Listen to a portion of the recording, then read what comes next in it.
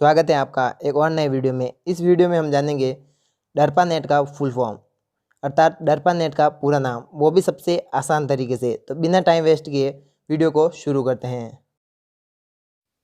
डरपानेट full form: D defence, A advance, R research, P projects, A agency, N network.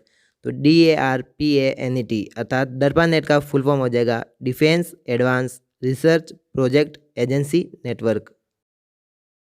अगर आप computer, mobile और technology से जुड़ी video देखना चाहते हैं, वो भी बेसिक से लगाकर एडवांस तक, तो इस चैनल पर आपको ऐसी वीडियो मिलेगी। और इसी के साथ इसमें कंप्यूटर की क्वेश्चन आंसर वीडियो मिलेगी, जिससे कि आप किसी भी कंप्यूटर एग्जाम में टॉप कर सकते हैं। तो बिना टाइम वेस्ट किए चैनल को सब्सक्राइब करें।